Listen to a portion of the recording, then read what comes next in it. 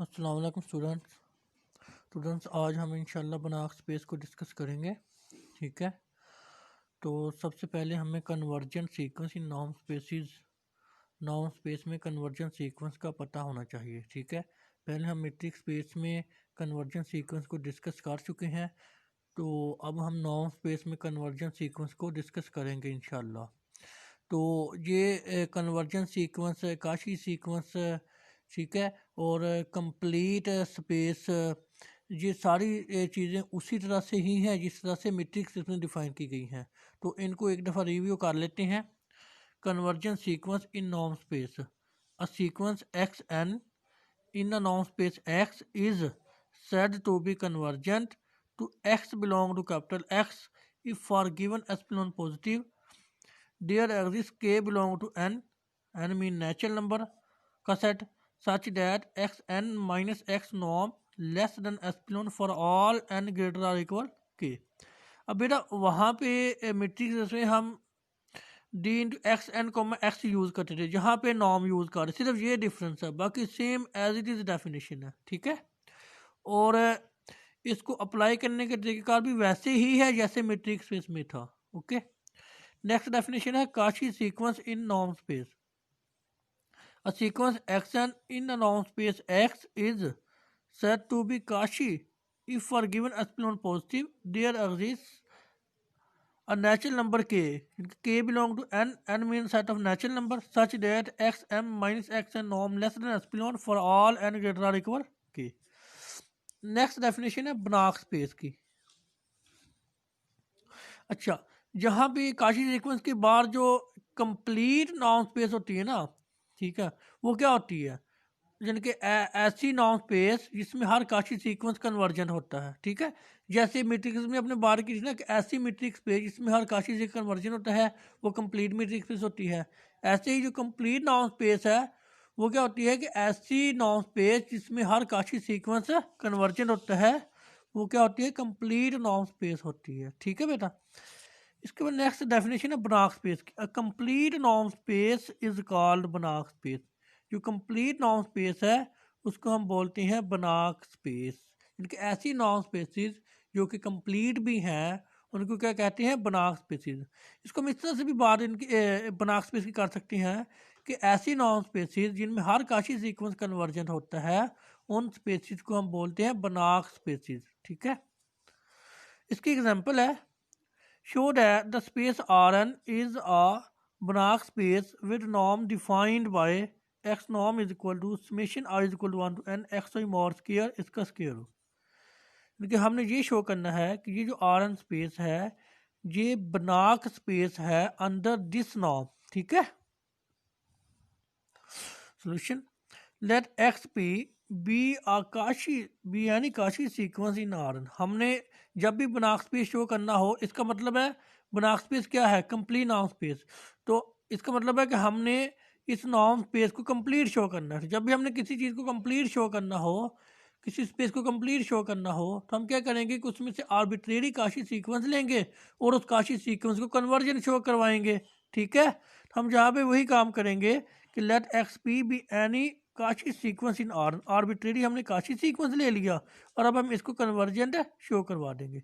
Where x p एक term है R n की और वो ये एन ट्यूपल एन के इक्वल है एक्स वन की पी, एक्स टू की p, up to so on x n की p for given epsilon positive. अब हम काशी सीक्वेंस की डेफिनेशन को यूज करने लगे हैं। For given epsilon positive there exist a natural number n not such that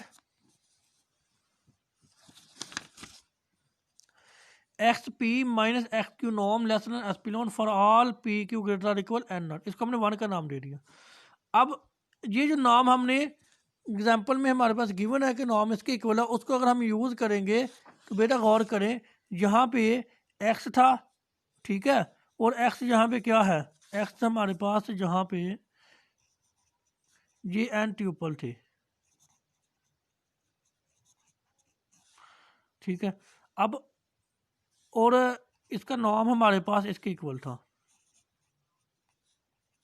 x i mod square.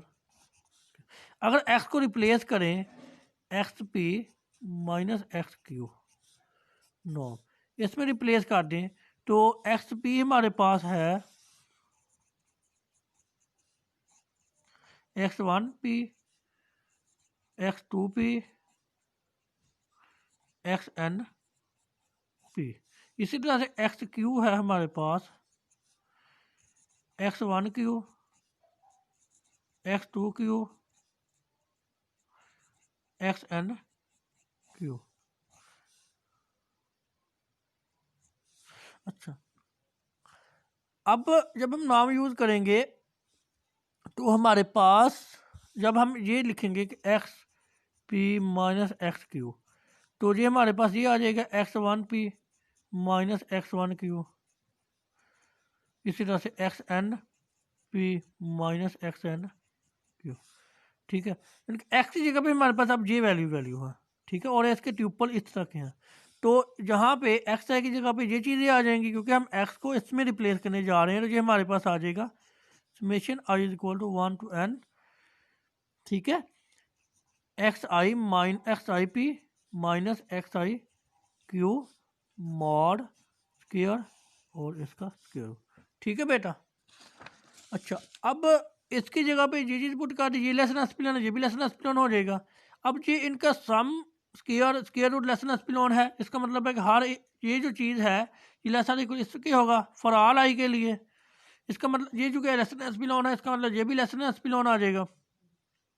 implies XIP is the Cauchy sequence of real numbers। XIP क्या हो जाएगा? Cauchy sequence of a real number आ जाएगा। XIP क्या है? जहाँ पर जी XP है ना, जहाँ पे बता देता हूँ जी XP है। ठीक है, जहाँ पे कहीं टर्म आ जाएगी, जहाँ पे कहीं टर्म होगी XIP, यहाँ पे कहीं टर्म होगी। ठीक है, तो इनका जो सीक्वेंस है XIP का जो सीक्वेंस बनेगा हमारे पास, सीक्वेंस इस किसके इक्वल आ जाएगा?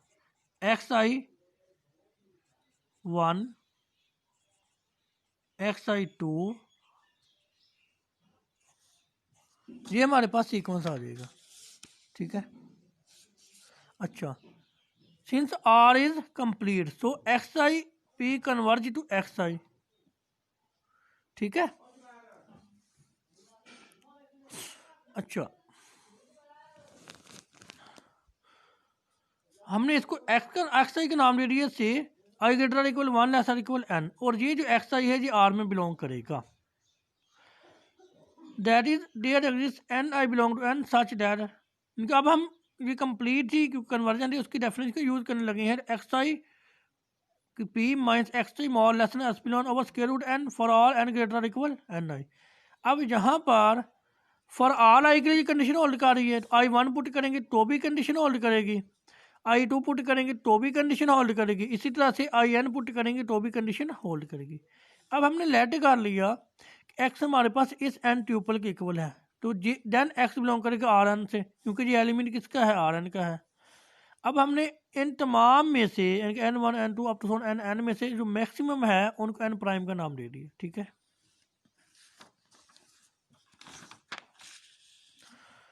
अच्छा जी, no x p minus x norm is equal to summation i is equal to 1 to n x i p minus x i mod square root. ठीक है, अच्छा, अब ये बात समझने वाली है कि ये चीज़ हमारे पास जो है x i n x i p minus x i mod square, इसको अगर हम थोड़ा सा ओपन करके लिखें, एक्स वन की p minus x one mod square plus x two की p minus x two mod square plus x n की p minus x n mod square. अब देखिए हर एक जो है ये और इन सब का ऊपर स्क्वायर रूट है, हर एक लेस देन है एप्सिलॉन ओवर एन से, तो इसकी जगह अगर हम ये आ जाएगा एप्सिलॉन ओवर एन। ठीक है, अच्छा जी, बेटा गौर करें, अब इसके ऊपर स्केयर नहीं है तो ये less than epsilon over square root n के, जब इसका स्केयर ले लेंगे तो ये लेस देन आ जाएगा एप्सिलॉन स्केयर ओवर एन, तो क्योंकि ये स्केयर है तो ये आ जाएगा epsilon square over n plus ये भी epsilon square over n plus up to सॉन ये भी आ जाएगा एप्सिलॉन स्केयर ओवर एन, और इस सारे के ऊपर स्केयर रूट आ जाएगा। तो ये हमारे पास क्योंकि एन टर्म्स है तो n epsilon square over n square root ये इससे कैंसिल तो ये आ जाएगा एप्सिलॉन स्क्वायर, ये भी इससे कैंसिल है तो एप्सिलॉन आ जाएगा। ठीक है, तो इस तरह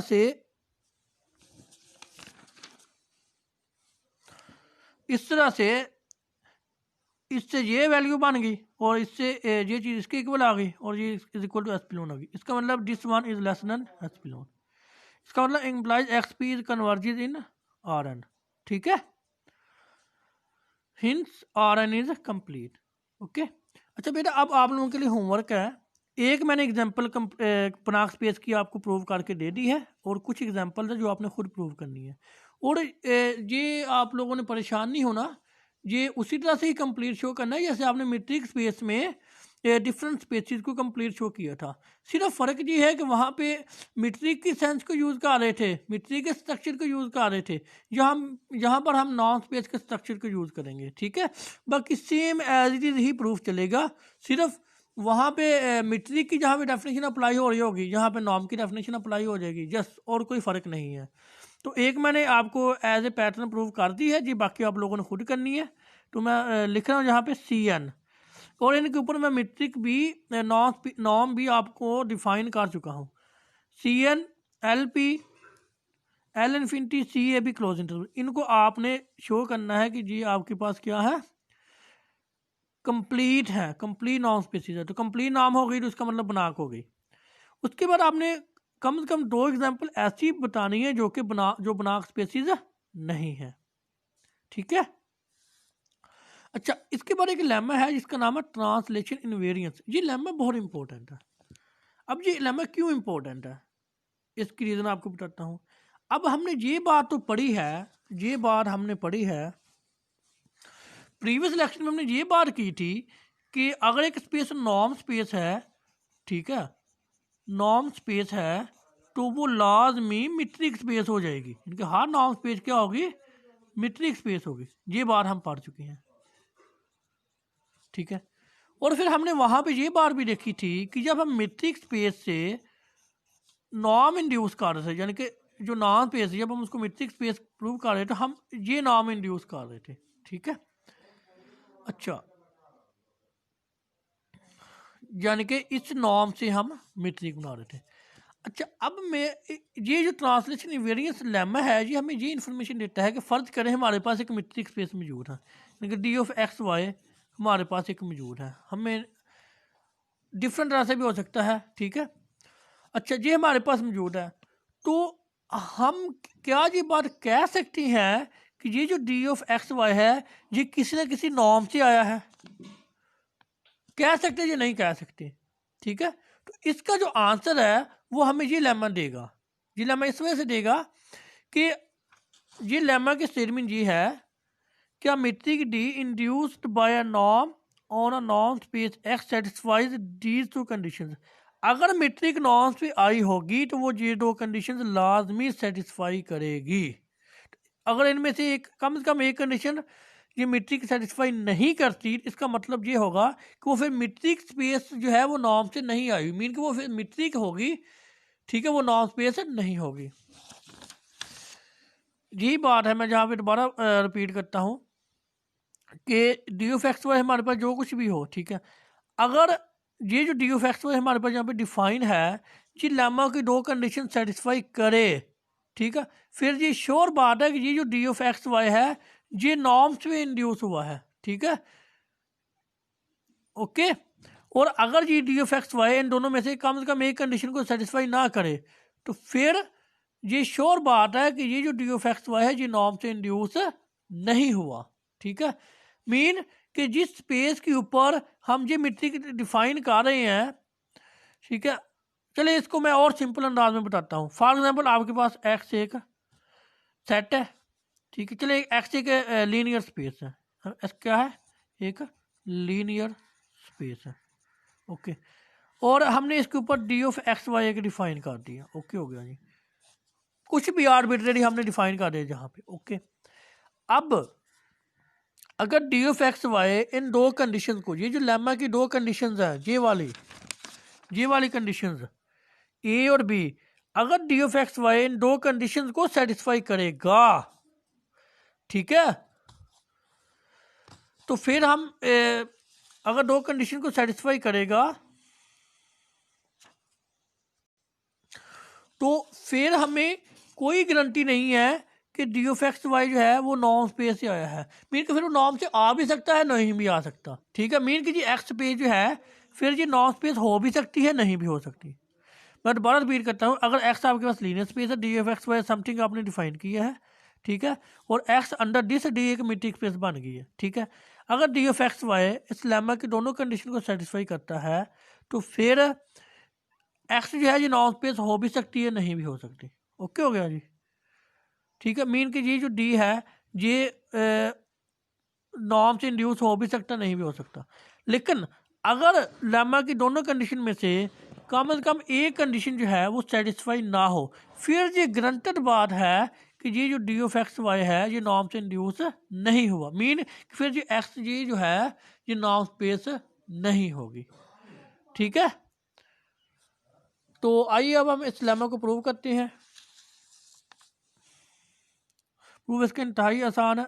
D of x plus a comma y plus a is equal to x plus a minus y minus a, minus जब हम ब्रैकेट लगा के वाई प्लस ए करेंगे तो ये माइनस जो इसको ख़त्म कर देगी अंदर वाले प्लस को, क्योंकि ब्रैकेट हम ओपन कर रहे हैं। ए से कैंसिल, ये चीज़ आ गई, d is equal to d into x y के इक्वल आ गया। Next d into a x comma a y is equal to a x minus a y norm is equal to a बाहर common ले लिया, a mod x minus y norm is equal आ गया a mod d into x comma y. Okay students, अल्लाह हाफ़िज़।